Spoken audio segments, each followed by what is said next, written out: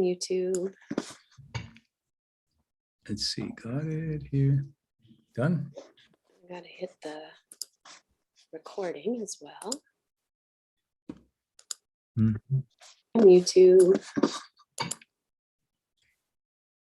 Okay, here we are. We are live on YouTube for Goddess Vibrations. It's been a little while. I've been down and out, but I am back. I'm here with Dr. Mario Martinez. Thank you so much, Mario, for being here. We're going to talk about the archetypal wound of shame, its antidote in the immune system. I'm really excited to have you on because I've been a huge fan of your book, The Mind Body Code. I've been talking about it in my workshops at an integrative health retreat the last 7 years. So all of my guests that have come through know who you are too. So I'm hoping some of them will be joining us live and watching this replay. And your work is really fascinating, not only because it's in my field also of psychoneuroimmunology. We both work in this field, but some of the research that you've uncovered is really fascinating, even for someone like me who, you know, is into the mind-body connection and been studying it for 20 years. I'm really blown away by some of the stuff in your book. And I really think that anybody that reads your book is probably going to have a life-changing experience and really know how to keep themselves well. So let's begin. Maybe say a little bit about your background, which I know is extensive, and how you got into this work. Okay, well, welcome. Thanks for having me. Yeah. It's I'm 2 hours ahead of you, so I'm in the future now. Yeah. I'm in Central Time. Just briefly, I'm a clinical neuropsychologist, and my specialty is psychoneuroimmunology. I was very fortunate to have George Solomon as my mentor, who created psychoneuroimmunology. And my interest at first was in brain damage, and I was so excited about finding what happens when you have brain damage in a part of the brain and how it affects and all that. But after a while, it got really depressing because I was looking at how the brain gets sick, not how the brain can create wellness. So I moved on to psychoneuroimmunology. But what happened is that psychoneuroimmunology, as you know, is really basically how thoughts and emotions affect the regulation of the immune, nervous, and endocrine system. So the way that it started, it was that George Solomon started in back in the 60s at UCLA. He did some research with women who had rheumatoid arthritis. And before, the thinking was that if you have the rheumatoid factor, you're going to have arthritis, and that's it. And he challenged that like any good scientist. And he thought, well, there's got to be more than that. So he found that there were some women that had the factor and didn't develop it. Other women didn't have the factor and developed it. So he started looking at it and found that psychological processes, the way to deal with the world, affected the expression or not of the factor. And I'll talk about it a little bit more with epigenetics. There was no understanding of epigenetics at the time. This is back in the 60s. So he called it psychoimmunology, and they almost laughed him out of UCLA. They thought that he was crazy. What do you mean? How can the immune system respond to thoughts? Then 10 years later, Bob Ader, a psychologist, Solomon was a psychiatrist, but Bob Ader, 10 years later, also found that the nervous system was affected by belief systems and thoughts and emotions. So he called it psychoneuroimmunology. 10 years later, Hugo Besudowski, who was an Argentinian endocrinologist in Switzerland, found that the endocrine system also was affected. So they call it psychoneuroimmunoendocrinology. But for short, is PNI, just to call it. But the idea is that basically the mind and the body communicate with each other. So what I'm doing is I'm taking it to the next level. I'm proposing that psychoneuroimmunology needs culture. So I'm the proponent of cultural psychoneuroimmunology because psychoneuroimmunology has become very reductionistic lately. It's been looking at stress, and it's been looking a little bit at inflammation, but it doesn't look at the cultural components of how mind and body communicate. But also it's been doing a lot of rat work where rats are basically not psychoneuroimmunology, but neuroimmunoendocrinology. Rats don't know the meaning of life. They don't have, they don't know their mortality. So there's really very little that you can get from rats. And there's a lot of work now on what T cell is doing here and what macrophages are doing there, and that's not the way to look at it. So I'm bringing culture, I'm bringing anthropology to psychoneuroimmunology. So that's kind of the brief background of where I am. Yeah, I think that's a piece that really resonates with me too, with your work, because so much of my background, which I know we've spoken about before, is Bowen family systems theory and looking at intergenerational transmission of trauma and health and disease. And so that was the work of Murray Bowen, another psychiatrist. So I've always been really interested in family dynamics and family behaviors and how systems interrelate, which obviously is very, very much anthropology too, and how that impacts our health. And it just seems with each decade, as you're saying, we get closer and closer to understanding the interconnections of these things. But yeah, I can see what you're saying with it being reductionistic, and we start to lose the bigger systems picture again if we focus too much on some of this hard science or rats, for instance, rather than human brains. So say a little bit about first, what is your definition of epigenetics? Because I teach about this as well in workshops, and most people have not heard of epigenetics. Yeah, well, epigenetics needs to be understood because a lot of people talk about it and they don't go deeper than saying epigenetics is a transfer of non-DNA, but that's not enough. It's been around for maybe 80 years, but for the last 10, 15 years, there's some understanding of it. So basically, the Darwinian model says that that we transfer information with the DNA, and the nucleus DNA, and you transfer it, and that's it. So even Lamarck, who is they thought that he was a charlatan. Lamarck has been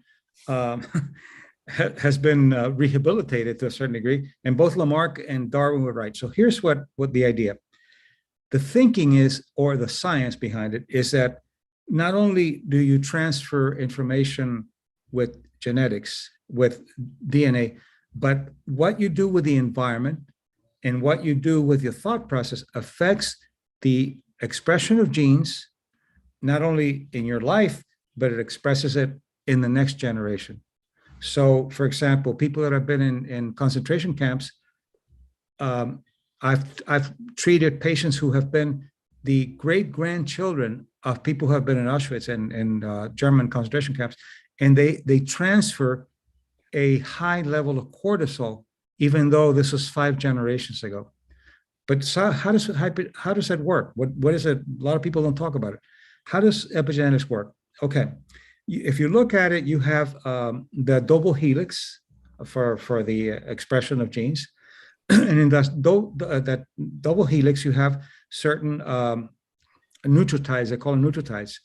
And there's some nucleotides that kind of connect with each other. And methylation is the best way to look at how epigenetics transfers.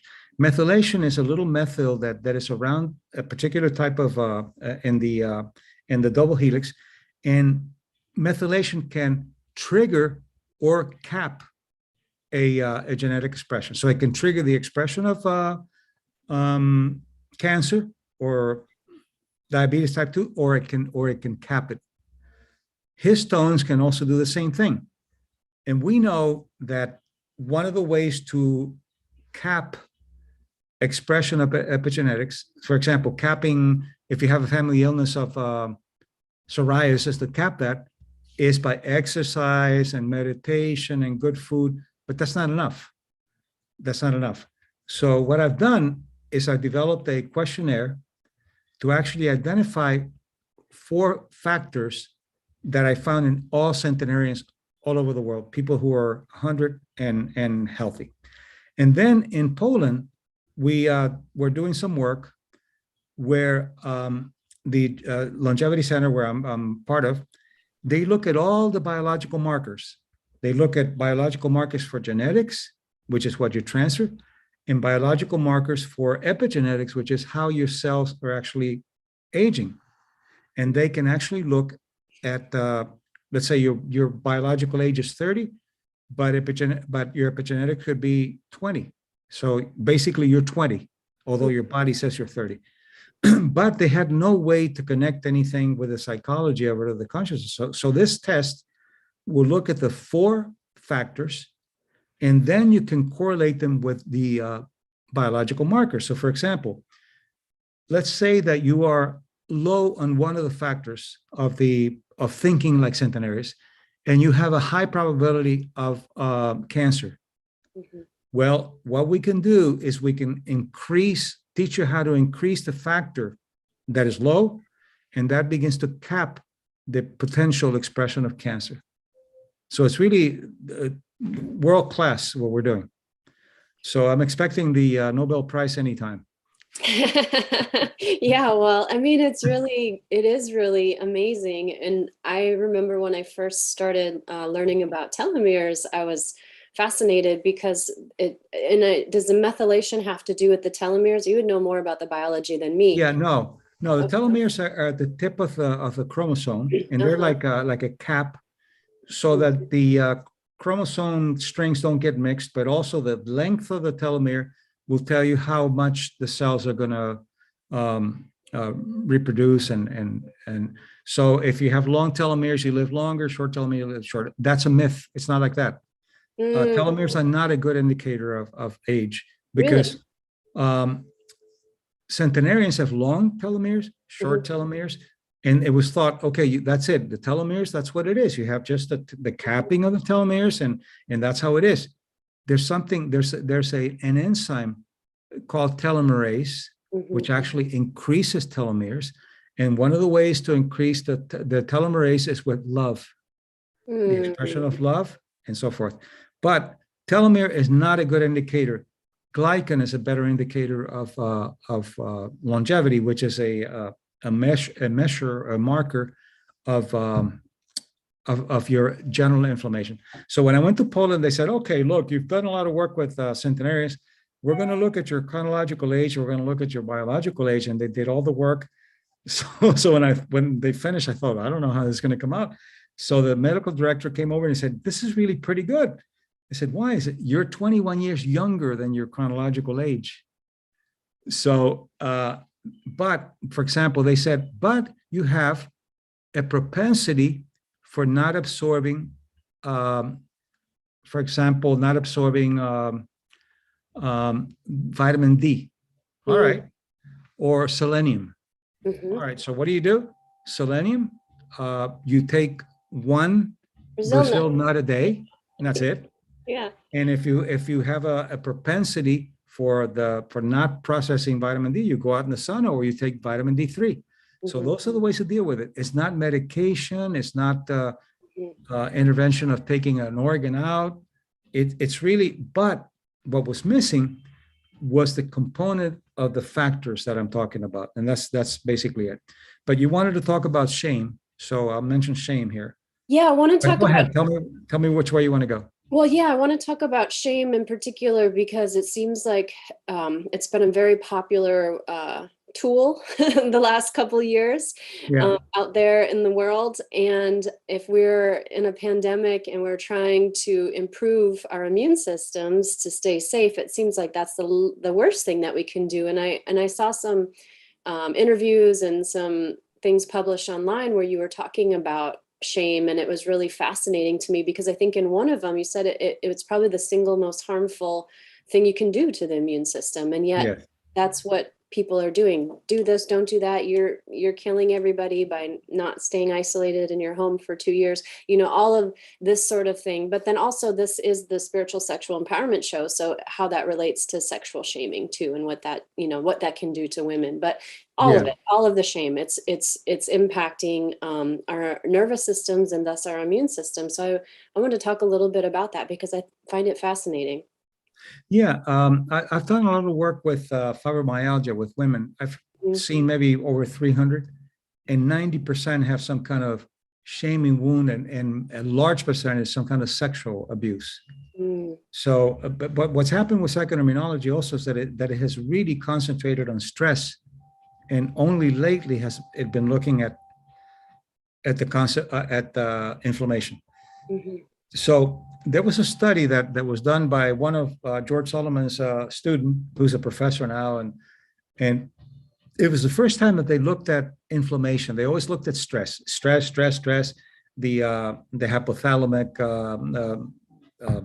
hormones coming to the pituitary and all that kind of stuff. But what she did is she simply had people write for 15 minutes about shame, things that have happened to them in their lives of shame, and another group to write about guilt. And she measured cortisol, she measured norepinephrine and epinephrine to see the stress hormone, but she also measured tumor necrosis factor, which is a molecule that is a really good indicator of systemic inflammation. So she found for the first time, and this is amazing, that the people that did the guilt, all the guilt things, they had a high level of stress, but a low level of inflammation. The people that did the stress had a low level of stress and a high level of inflammation. Excuse me. So if they hadn't looked at inflammation, they would have said, I guess guilt is worse than shame, because shame doesn't have a lot of stress hormones. Shame is worse because shame has more helplessness than guilt. The more helplessness, the more inflammation. So if you're guilty about something, you can own it. You know, it's yours. But shaming is something that was done to you. Right. It disempowers you, so it increases your inflammation. So what does inflammation do? It's like you get inflammation if you're shamed, as if there's some kind of pathogen out there. There's no pathogen, but the immune system responds like there's a pathogen. And since it doesn't have, inflammation is good if you have a cut, because it surrounds the tissue and it allows the repair and the antibodies and everything to come in. But if there's no pathogen, it gets crazy all over the world, and it has a tendency to create autoimmune illnesses because of the loss. So that's part of it. So shame is probably the worst thing that can be done. And they use it in organizations that I work with, Fortune 100 organizations. They do rat psychology. Basically, they shame you if you don't do well, and they reward you if you do well. So, but it's incredibly destructive to the system. I've also been hearing more recently that men in particular have a almost like a higher sensitivity to shame. That there's something unique about male shame. Have you heard anything like that? Read anything like that? Well, it depends on the situation and the culture. Mm-hmm. Because, for example, if you are in a Western culture, you're very individualist. So if I say you're so stupid, you take it personal, and you get molecules of inflammation, interleukins 2, tumor necrosis factor, and all kinds of things. But if you're in an Eastern culture, the shaming comes if I shame your culture, your country, your family, or your business. So you see, it's collectivist or individualist. So the immune system can tell the difference based on what the culture learns. And the higher you are in the hierarchy, the greater you feel the shame. Interesting. So that's another thing that's very interesting too. So that could explain part of the sensitivity with men too, having. Yeah, because they have more power. The more shame. Yeah. But women have a tremendous amount of shame, a lot of shame, and that's why they have a lot of problems with. Most men don't have fibromyalgia. Women do. They don't have as much rheumatoid arthritis. Women do. MS, things like that, and it's because of the inflammatory component of it. Because women have been shamed and have been admonished more than men have. And I think it comes, unfortunately, more often from other women in our lives. It can come from, your mother can shame you, your aunt can shame you, and so you learn shame really well. Yeah, it keeps you in line. I think they're trying, I don't know, I think sometimes our tribe is trying to keep us safe. And in your book, you talk about, going beyond the pale. Like anybody that goes beyond the pale is going to be shamed, is going to be they're going to say things or do things to try to bring you back. Can you talk a little bit about that? Yeah, because tribes basically, see, we're a very unique animal. We Mhm. need a lot of attention and care for many years, 12 to 18 years. Animals can, as you know, a horse is born and they start walking, and a fish they don't need a lot of, but we do. So we have a collectivist, tribal, within the pale kind of thing, which is really important. It's necessary. You leave a child in the forest and they die. Mhm. So we need that. But then we also need at some point individuating, like Jung said, we have to become ourselves. And that becomes incompatible with the tribe. So then the tribe, in order to keep you within that collectivism, begins to shame you or abandon you or betray you. But we're going to talk about shame only. So when you individuate, you have to pay the price of the archetypal wound. They don't want you to leave. They tell you, oh, it's so wonderful, but they don't want you to leave. And if you leave, then you get hurt with the archetypal wounds. I've seen these archetypal wounds all over, all cultures, all languages, they're there. So then you leave, not knowing that you have been hit psychoneuroimmunologically, and then it starts expressing itself. But also, you learn that shame was what you were taught. So shame is interwoven with love. Mhm. So then you look for love where you can shame or be shamed without knowing it. Although Mhm. intellectually you say, I'll never do that. But you look for that, like alcoholics will look for another alcoholic too. Women who have been sexually abused look for men who have been sexually abused, or who will sexually abuse their kids because of the intimate language of love, not because they're bad or pathological. That's the Mhm. language you learn. Mhm. It's the subconscious. So this is like a developmental stage, is what you're saying, on some level, to Yeah. that you have to be shamed almost as part of your initiation of individuating. And Yes. this is kind of similar to what Murray Bowen would say. Bowen family systems theory is that when the life purpose of a human is to individuate yet stay connected to important others. And he said that when societal stress raises, like resources are low or there's other things like a pandemic going on, then we tend to move into that group think, and we start shaming even more, and we start trying to keep it, the everybody as one kind of thinking brain, and have less tolerance for that individuation or more independent thought. And yet your research on centenarians is saying that usually it's the black sheep of the family that are living longer. Yeah. You with the black sheep, you have two roads. If you understand that you have a purpose, like Aristotle said, you have a meaning, you have a purpose and service, you're going to do well and you're going to live longer. But sometimes the black sheep go the other way and they destroy themselves with drugs and sex and alcohol because they can't deal with the individuating burdens that you have. So you have two roads. Mm-hmm. And the black sheep are usually the ones who like the Steve Jobs and people like that who create something very special. But you have to be very careful because if not, it's self-destructive. And rather than individuate, what you do is you self-destroy. And that's what I talk about in my work and my webinars and so forth, teaching the in that I that the webinar that I do, healing the wounded hero. Every month I do it to work on that, and I call it the wounded hero because we're not victims, we're heroes on a Right. journey, but we get wounded, and we need to work with the wound and individuate to actually be able to become a model for other people. And it does feel a little bit like that epigenetics conversation. And, on the cellular level, what doesn't kill us does make us stronger. It's kind of like going through this challenge of individuation. But if we don't address, it's like we have to hang on to the growth, the resilience of it, but have a way to manage the damage, so that it can create, like the successful Steve Jobs, and not the Steve Jobs that died of, did he die of cancer? I can't Yeah, remember. yeah. Yeah. Steve Jobs was I've studied him extensively and Apple extensively. And what Mhm. happened with Steve Jobs, and this is what I work with executives from huge companies to teach them what about Steve. The thing with Steve Jobs, he was a genius. Mhm. He had 1 year of college and he quit, and but he was adopted.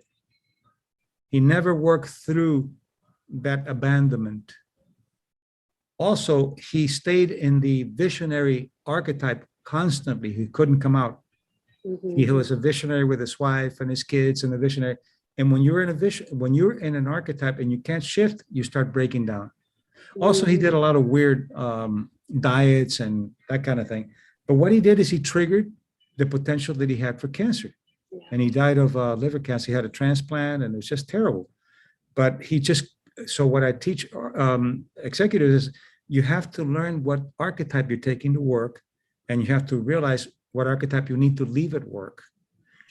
For two reasons. One, if you take the archetype of the father, you're going to create children. The lover, you're going to create all kinds of sexual problems. The mother, you're going to be motherly. The archetype of the CEO is visionary. That's it. But when you get home, you have to be lover, father, mother, whatever, because it took 150,000 years for us to define, okay, a father, a boy and a father, the best archetype is father, not lover, not anything other than father and child. So the system, the psychoneuroimmunology of it has been adjusted to that. If you break that, it's like you're trying to hammer something with a screwdriver because the tool doesn't work. And that's how people get sick. I've worked with many executives and teaching them that 90% of it gets them out of the hypertension and the gastritis and things that they have. Because it's like putting oil in a car when it tells you that it needs gas. It's a wrong signal. It doesn't work. Well, it brings up a lot of questions for me too about relationships and even the women's movement and, tribal society moving more to individual. And it just seems like every year we're more and more isolated. There's all these pressures on the nuclear family. And I think about, since World War II era, when women went into the workforce in droves as the soldiers were away at war, they had to build these communities to help each other parent and raise their children, because now they had to be a provider and take care of the domestic stuff. And now, it's very common for women to be higher educated than men even, and be out working, but also taking care of the majority of the domestic tasks as well, and feeling. And so when you talk about moving in and out of archetypes, I find that sometimes it's the women that I've spoken with, it feels like it's hard for them to shift back because they feel like they're having to be in this kind of provider or father type archetype, sometimes when they're the single mother, and then they want to be in the mother or the nurturer, but then they, it's like this pressure of having to juggle too many archetypes. And I feel like sometimes maybe men are feeling now more like the younger generation, maybe a little displaced, like they don't know where their part is. They haven't really, they're not the main breadwinners in a lot of families anymore, but they're also not the primary nurturer or domestic provider. And then I don't know if you're familiar with Esther Perel's work and some of the stuff that she talks about, the security versus freedom, and kind of the challenges of intimate relationships too with these different roles. And how we used to be more tribal and more part of the problem is that for example, let's say that you're an executive and you're a very successful executive and you have the tools and the behaviors to be an executive as a visionary, but you get home and that doesn't work with the kids. You say, okay, I'm going to be a mother, but the kids could be a pain in the rear. So without knowing it, this isn't working. So you go back into the visionary and you start doing visionary because that worked there, but it doesn't work with kids anymore. So the key is that you continue mother and become more efficient with mother, even under a lot of adversity, rather than jumping back into what worked before because it doesn't work anymore. It can't work. And then you get sick when you use the wrong archetype. So it's just, it seems like an awareness of your context, almost like just mindfulness of knowing, okay, it's contextual. This is what I'm in now. So this archetype has to go to sleep and then I put on this hat. That the context will determine, okay, what it's like the same thing. If you're going to screw something, you can't do it with a hammer. You have to use a screwdriver, same thing, it's a tools. And that can be taught. But the beauty of it is that if you learn it, your immune system is already ready for that. If you don't do it, it creates stress hormones and all kinds of things because it's incompatible with what it learned for many hundreds of thousands of years. Mm-hmm. Well, I have a question for you, because you're saying 5 generations sometimes of your immune system learning how to respond to certain provocations, or like shame, let's say, or cultural wounding of some sort. And you're saying that our psychology can be used, and our behavior shift and our thinking and cognition can be used to shift this around so that we can create health. How long does it take to create these shifts? Because they've been etched in for quite a while. And then, you talk about cultural co-editors, which are the people, which reminds me of narrative theory, and which is another big influential piece of my work. But it's this these people that keep the story going, whether the story is helpful or not. There are co-editors of our narrative that can either harm us or help us, depending on the quality, I guess, of the narrative. So having these folks around that maybe continue the shame or continue the old story, like if you eat, fat, you're going to get a heart attack, and not really look at all of these other factors and things. So how long does it take to shift this around? Because, right now, this pop spirituality and pop psychology, it's very trendy to just say affirmations and yeah, it's a junk science that doesn't work. Affirmations don't work. Because the brain doesn't work that way. But the good news is that, right? It's like people just take a piece of something. The brain doesn't create neural maps by affirmations. It doesn't work that way. You can say it 1,000 times. It works by evidence. But if you have an epigenetic transfer of let's say a high cortisol because of your family history, mm-hmm. and you don't do anything about it, then that is your default mode. That's what you're going to have. As you learn methods, and that's what I teach in these workshops that I do, as you learn, we are basically thriving for health and wellness constantly. The system's always looking for the causes of health. Mm-hmm. So if you give it a little bit of information about what it needs to do, it just thrives. So, for example, this patient that I told you that I worked with, who was a third or fourth generation, without knowing it, because the cortisol being high, then if the cortisol is high, you are going to have a hyper alarm way of looking at the world. The cortisol makes you feel stressed. So if you feel stressed, you ask yourself, what is stressing me? And you come up with a stress out there. So it's kind of self-fulfilling. So you develop a hypervigilant way of looking at the world. You begin to go low on one of the factors that I talked about, which is time consciousness. You go into what I call the urgent present. No time for anything. I got to go. I got to move. I got to do it, because the cortisol is driving you. Mm-hmm. But then, if you do some meditations about that, some techniques that I use, also a Zen walk, which is you do a very, very slow walk, so slow that you fall out of balance.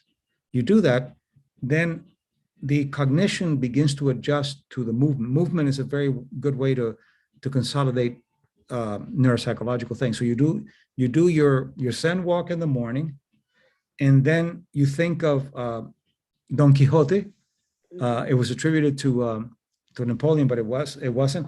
Don Quixote in La Mancha, his assistant Sancho Panza would help him put on his armor. So he would say, Sancho, dress me slowly, I'm in a hurry. So what you do is you use that mantra anytime that you go into a cortisol mode, dress me slowly, I'm in a hurry. So you consciously slow down. So then as you do this, you begin to reduce your cortisol level because it's no longer functional. It doesn't function well anymore. So it begins to reduce. And you can measure that. We've done that. We've been able to measure that. So it's not just some kind of pie in the sky. It's an actual way of redefining your default mode to the world. So that's an example of what you can do with it.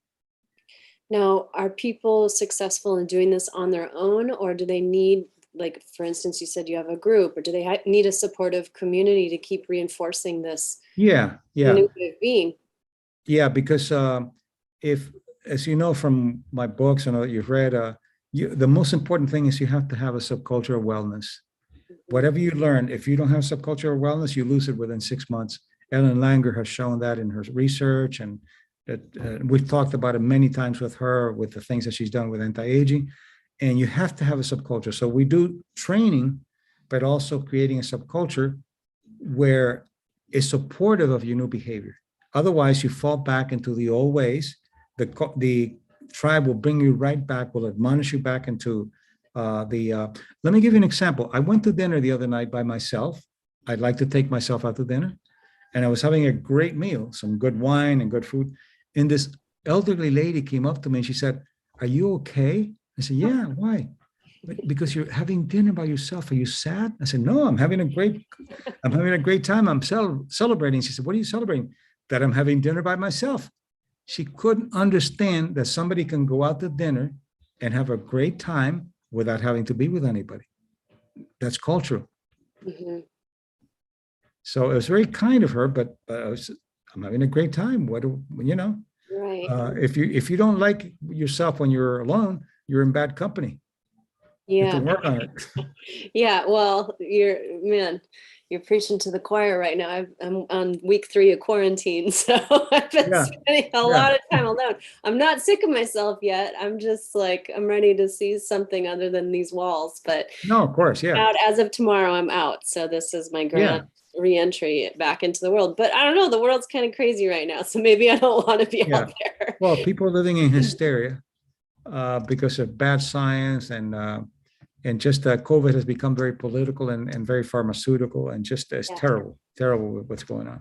Well, let's talk about that a little bit. I mean, like obviously there's some cognitive dissonance happening. I mean, what is your view on that as a clinical psychologist? Like for me as a mental health professional, it feels like there's fear, and then people not wanting to really look at facts, and they're not wanting to really logically assess certain things, particularly the risk factor for certain things. And Yeah. Yeah. Well, viruses come and go. Mhm. They've come and they've gone. And you have to have herd immunity. You have to have a certain amount of people who have had COVID and who have overcome COVID to have the antibodies and to have. So if I have the immunity, you're not going to give it to me, or if you give it to me, it's going to be very light. The other thing is that if you have a vaccine, it still doesn't prevent you from having the illness, and it doesn't prevent you from passing it on. The mask works to a certain degree, but the virus can go through glass, so it's not like so the most important thing is to be cautious, to be careful, but not to be stupid. For example, you have had one vaccine, and they tell you have to have a booster. Okay, for how long? You have boosters every 6 months for the rest of your life. You know what it's going to do to the immune system? It'll kill you. Yeah. Now they're finding that after 90 days of a particular vaccine, you're more prone to Omicron. So what have I done? I've had COVID, and I've had the Johnson and Johnson, which is more of the old way of presenting an antigen and that kind of thing. And I'm not going to have any more boosters. That's it. Done. I had it because I had to travel. And I had COVID before the vaccine, and I lost my sense of olfaction for 3 or 4 days, and I got it back. It was terrible. I couldn't smell the wine. Yeah, you weren't enjoying dinner anymore, were you? Yeah, that's right. So where's that lady to tell you? Yeah. So I wrote an article about it's a Medium, and I would suggest to your audience check it out. I've heard over 50,000 people have read it on panic being COVID's best friend. So you have to be cautious. You have to, but sometimes the medical advice that you get is not the best because they have a invested interest in things. So what you have to do is, if you want to get a vaccine, but be very cautious with what you do. Before centenarians, when they ask him, your cholesterol's high, we're going to give you this and this and this. And they'll say, so what are the side effects? Well, it can cause a heart attack, or you could have a stroke. No, I don't want it. You have to take it. Nope. And they say, if I die, I won't sue you. They take responsibility for their action. Now, I'm not suggesting people do that. What I'm suggesting is you have to be very cautious what you put into your body. Yeah. Hypertension is another thing. Hypertension is a risk factor. It's not an illness. It's a risk factor. 50 years ago, hypertension was 60 years ago, 100 plus your age. It's crazy. If you're 100, then your systolic is going to be 200. So now, 120 over 80 is pre-hypertension. That's crazy. That's creating more markets. Yeah. Yeah. So you have to be very cautious. 1/3 of centenarians have high normal hypertension. Mm. So, and then some doctors say, we got to bring your blood pressure down. The hell, you're 102 years old. What do you mean bring your blood pressure down? Well, why do you think people have such blind trust in the medical community when they've been wrong before about many things? Because of the collectivist thinking. We have been taught collectivism. We have been taught that you have to pay attention to the authority. And as you know, the culture editors, the culture gives them power in a particular context. Mm-hmm. A doctor in a clinic, a teacher at school, a priest in a church, and so forth. So we're designed to pay attention to those people. Mm-hmm. And in a way that at first we need to, because you have to pay attention to your mother. She breastfeeds you and she takes care of you. But after a while, you have to say, no, wait a minute. I have a brain. Let me think a little bit. And that's when you individuate. So I'm not against medicine. My training was very medical. Mm-hmm. I'm against reductionistic, hysterical medicine. Yeah. Well, that's what's been, I think, so frustrating for so many of us, especially about those of us who really study systems and look at the big picture and the long-term consequence and are trained in research. And people say, well, where's the research study for that, or this research study? And I just laugh, because one research study doesn't prove anything, right? It just no, it doesn't. Of course. I've been doing some work on willpower. Mm-hmm. Debunking willpower. Willpower doesn't exist. Although they've had several hundred studies on willpower, they're flawed, mm-hmm. they're badly designed, and a very recent meta-analysis was done now, and it showed that this ego depletion and all these other things they talk about, there's no such thing. Agency is very important. I just wrote an article on Medium and did a little video on TikTok, and I have over 10,000 people in a couple of days. People are hungry for good information, for good science. Yeah. It's not willpower, and you blame yourself, and then you're told you just have to have some willpower. It doesn't exist. What exists is agency, and the three terrains of agency: order, and the terrain is discipline.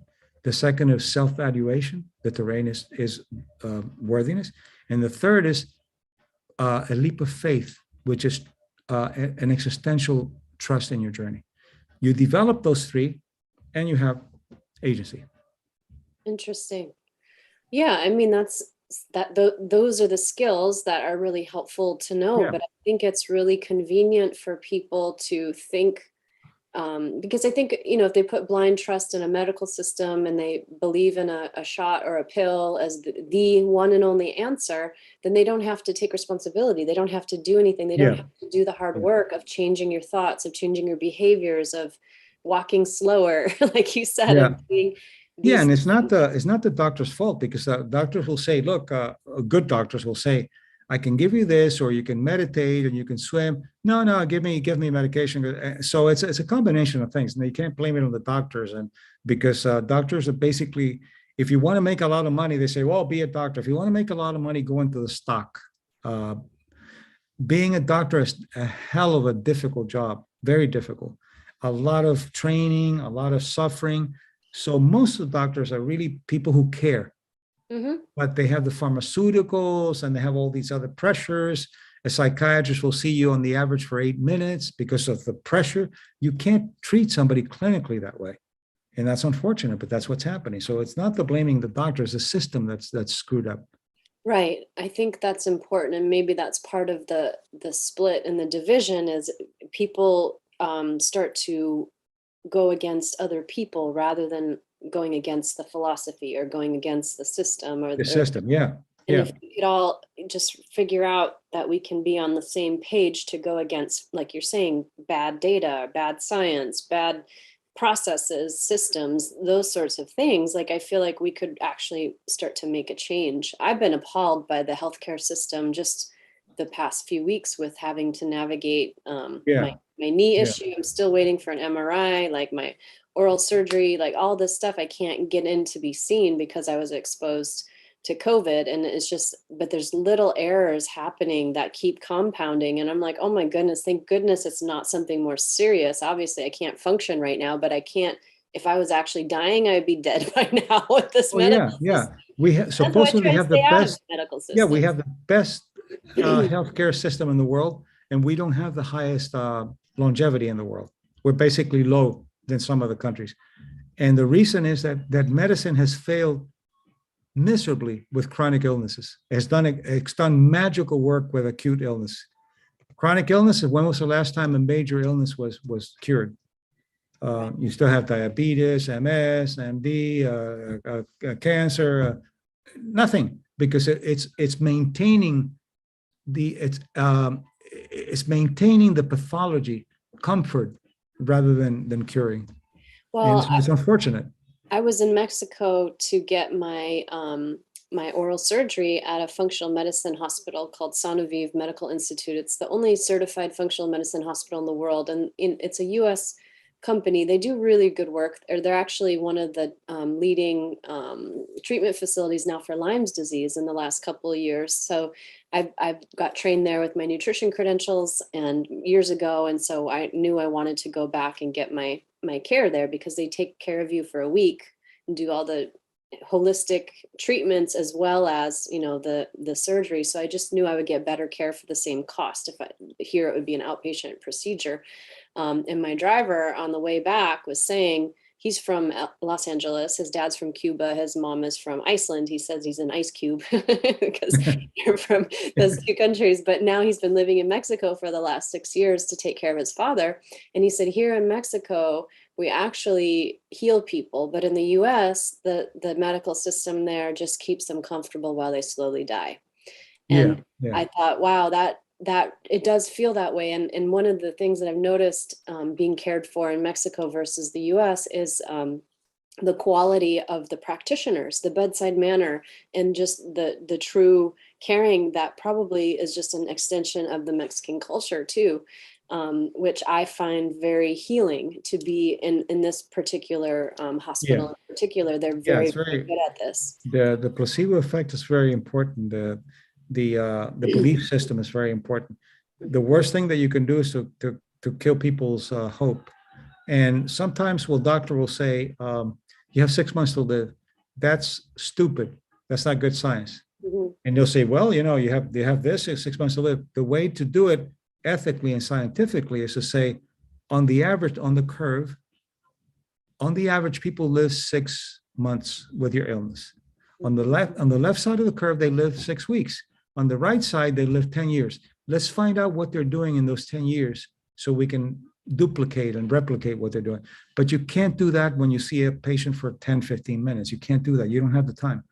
Why is the problem? Okay, you go to medical school, and if you don't have scholarship, you're going to end up with a $300,000-$400,000 debt.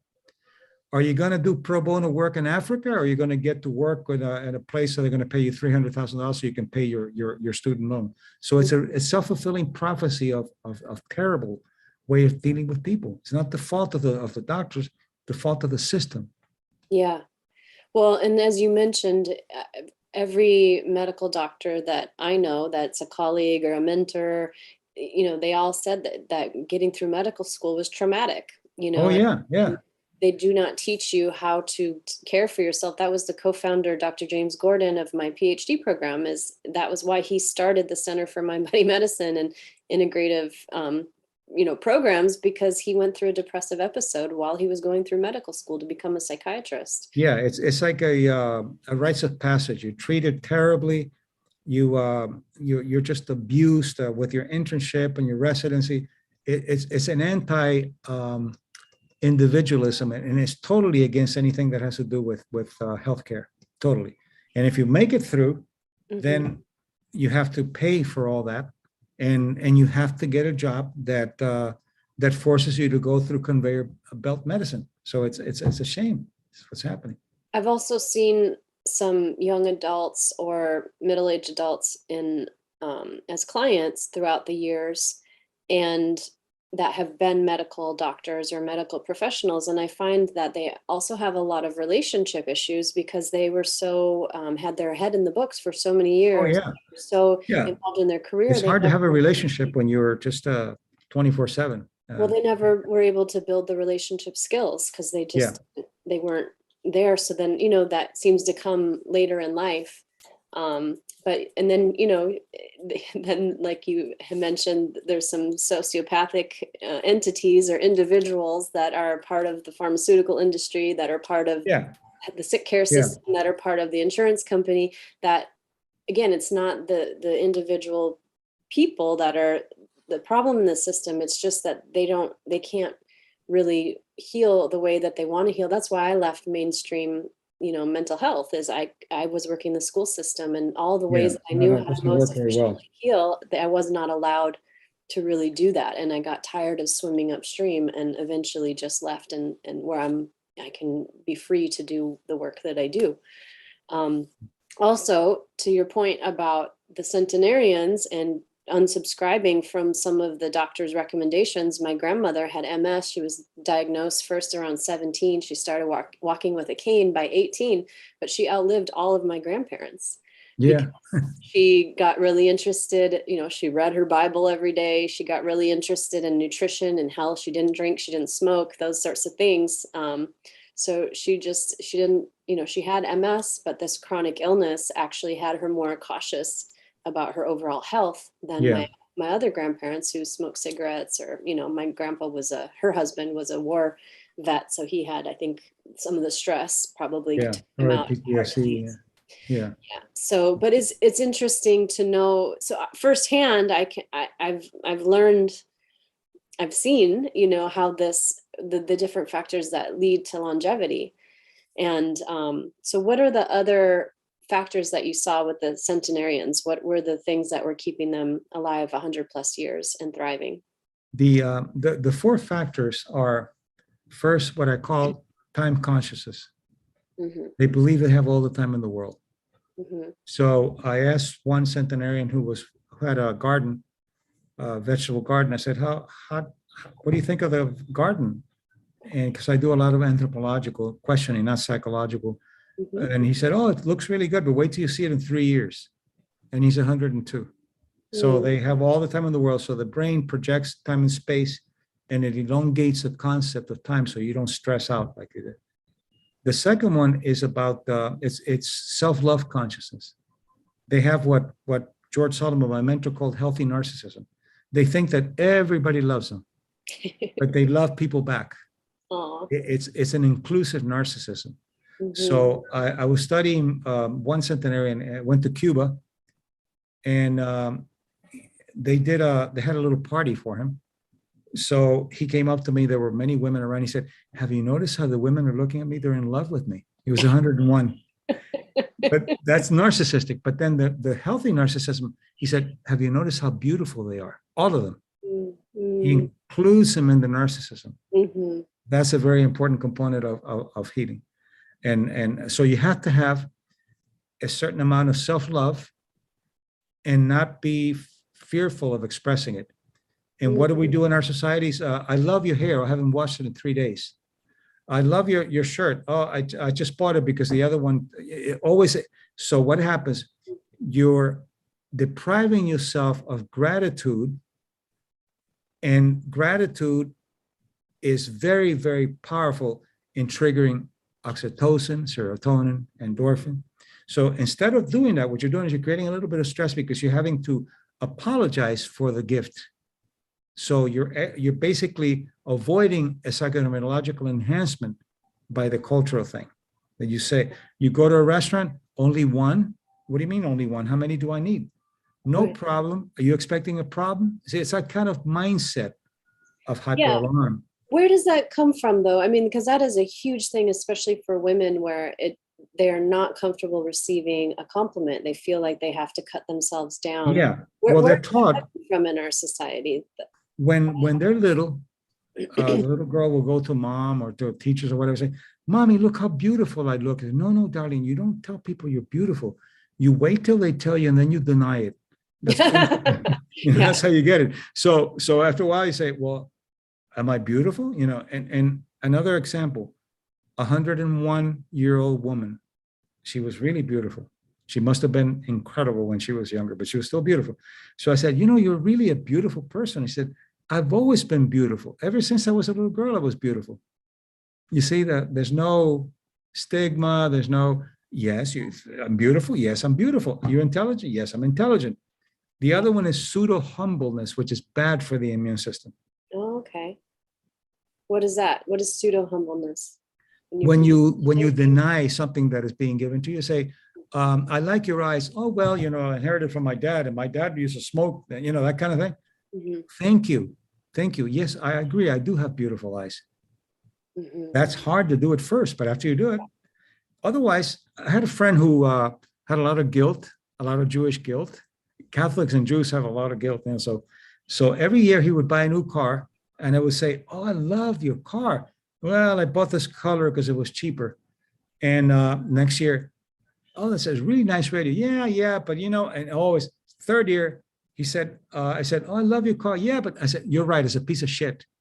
"Well, no, what do you mean?" So you see, you go back and you bring ego to protect you because it's not real.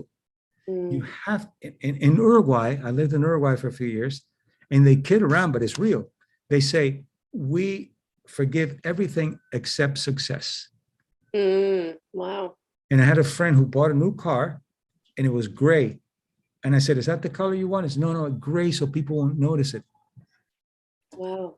That's cultural. Yeah.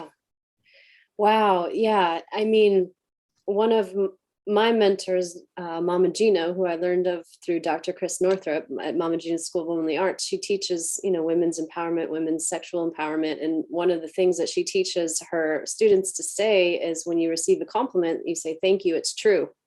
And that Yeah, is very hard. Like you're saying, it it's is. very Yeah. hard to do.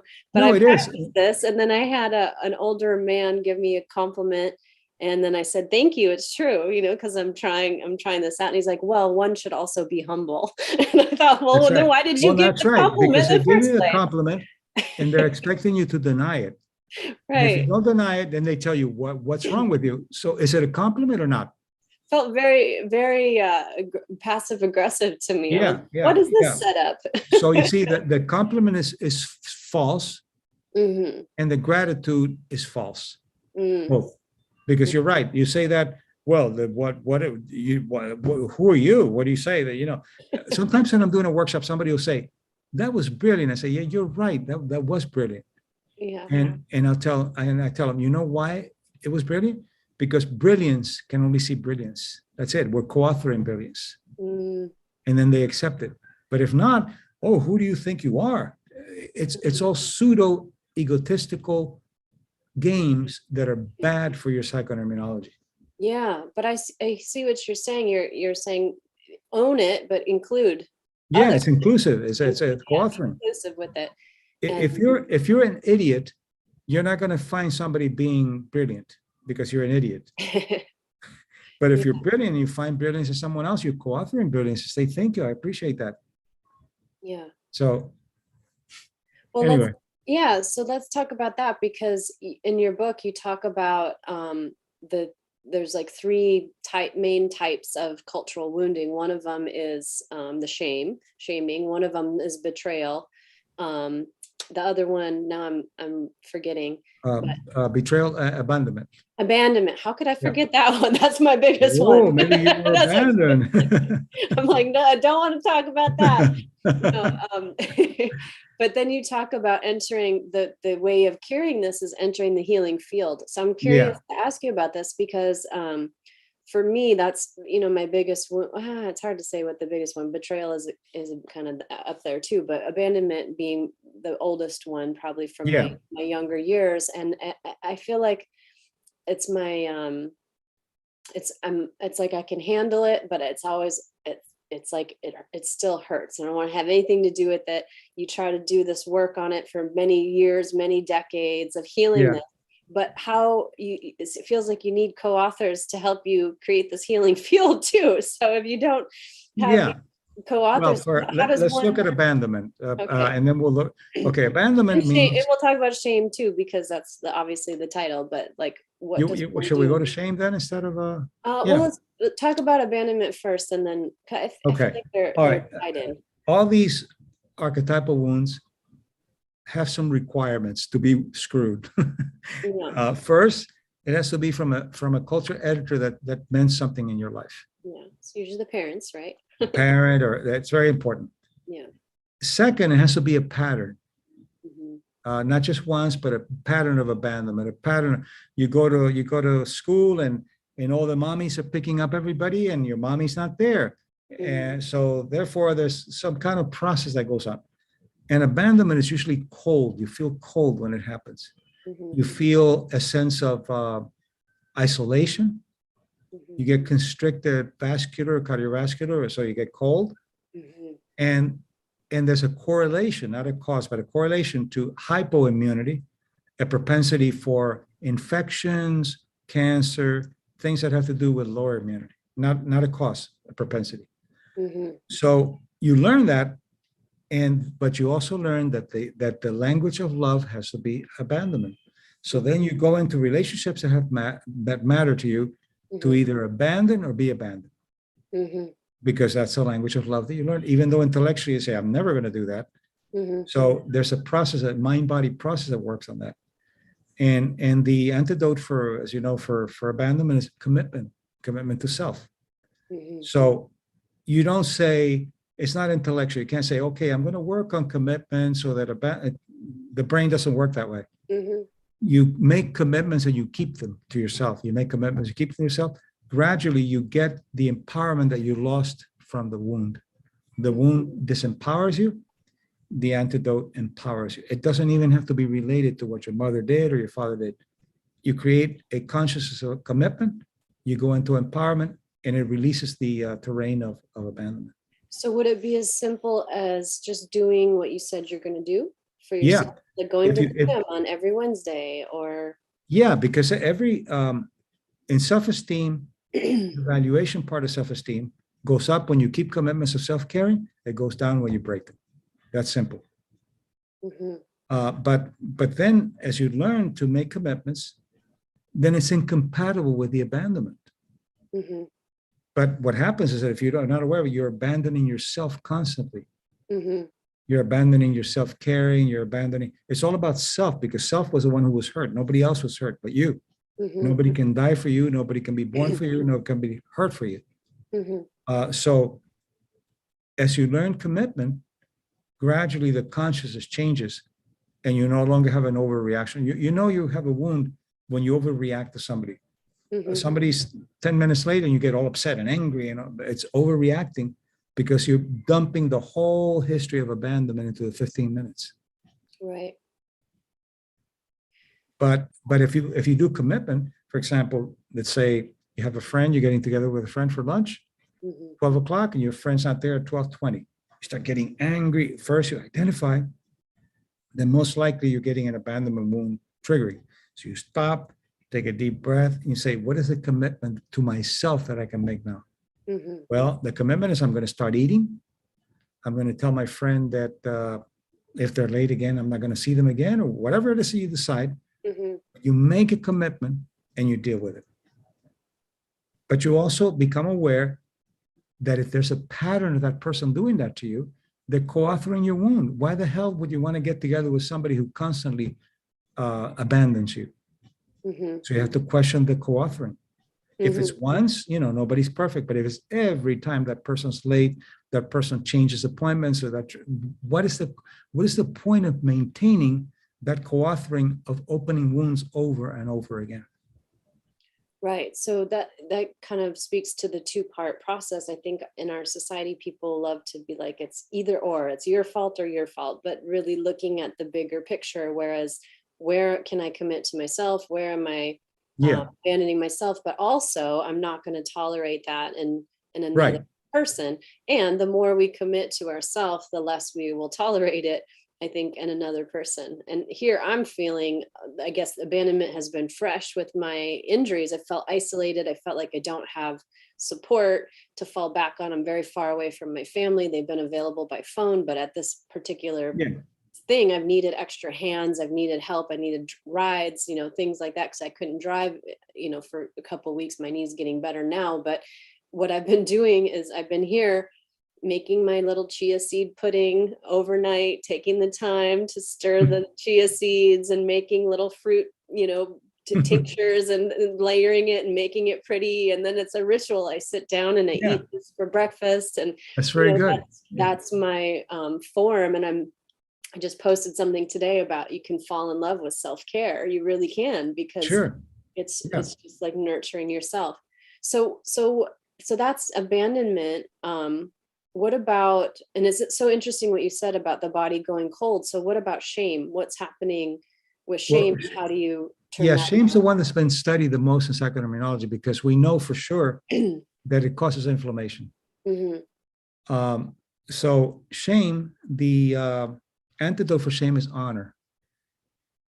And I have worked with many, many patients with the inflammatory kind of illness, like I mentioned, fibromyalgia, and I teach them honor consciousness, which is an anti-inflammatory. So we're beginning to test that. We're going to test that in Poland. Clinically, I can see that it works, but we're looking at it psychoneuroimmunologically to see the anti-inflammatory component of it. So honor is a way to deal with shame, which is inflammatory. Honor of self. And the third, betrayal, which is the hardest, because when betrayal, you're being tricked. And if you're being tricked in love, not only are you tricked with love, but you begin to wonder about the existential value of love. Does it really exist? Somebody who I care for so much betrayed me. Does it really exist? So it's very existential. And loyalty is the strong antidote for it. Loyalty to self, the higher level of loyalty. So, and that takes, training, as you know from the book and all that, but that's really the way to.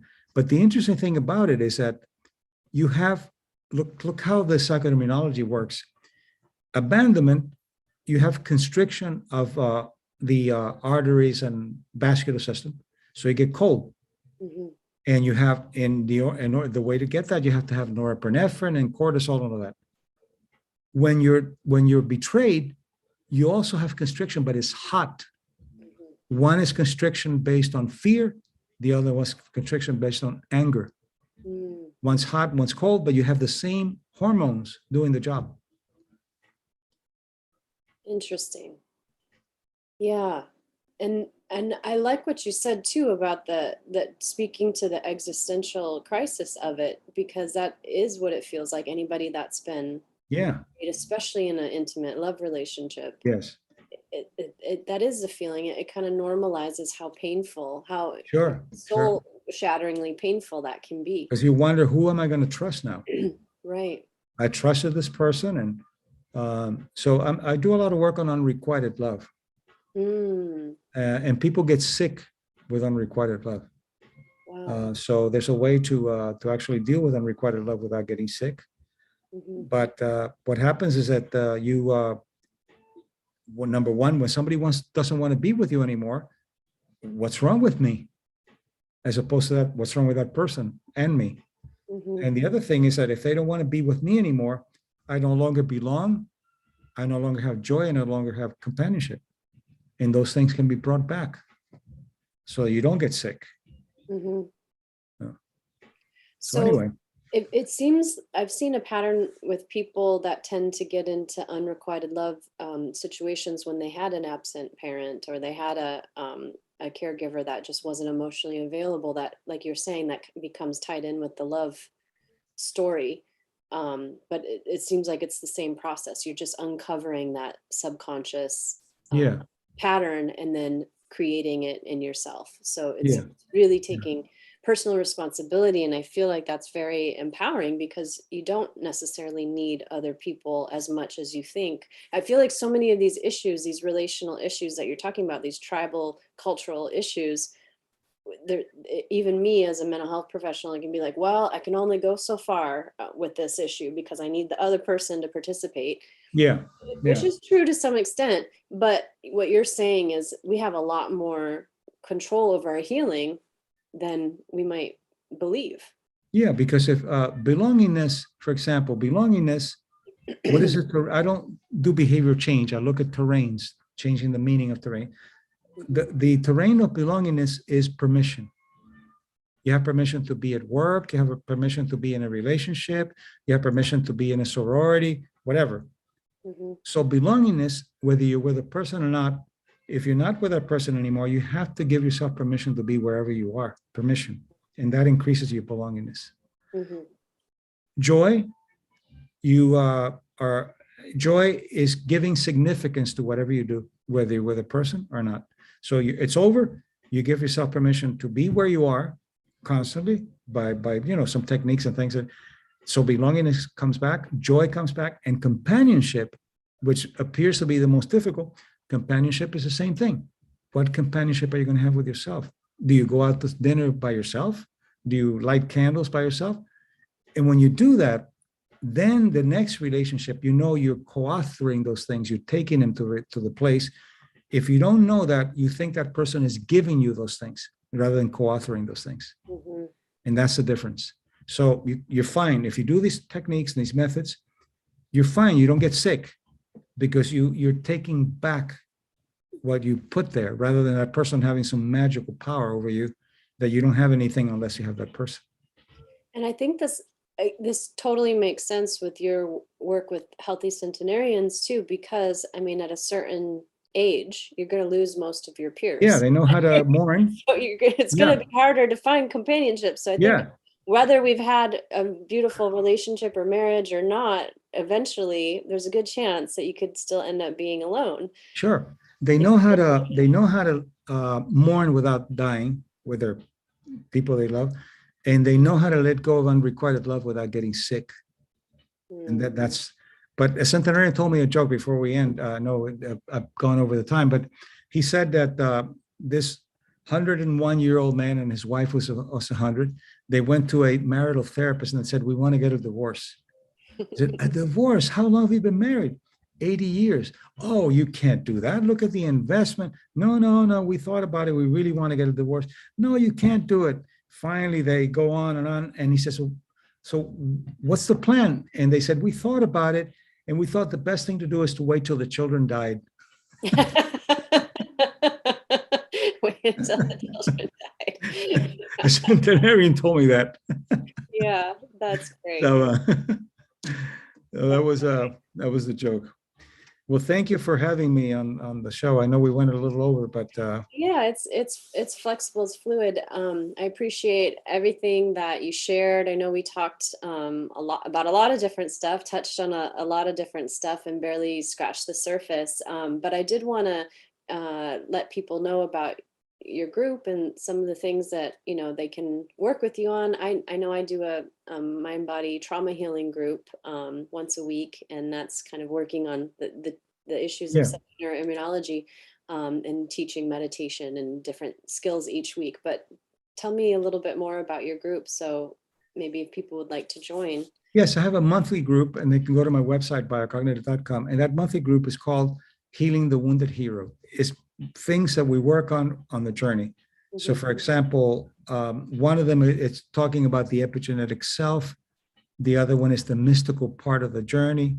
The other one is relationships. So every month we have a different topic. Mm-hmm. And usually they're small groups. We don't try to have a lot of people so they can have questions, and we don't record it to keep the confidentiality, and we don't sell it. So it's very, very specific and confidential.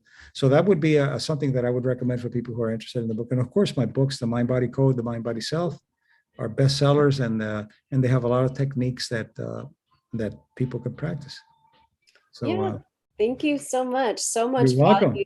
I really feel that if people grab onto this information and really live it, they can extend their life. And I think you told me at one point you could live to be 365 years old or something like that. So that might have to Yeah, be well, another yeah, that's the new episode. book.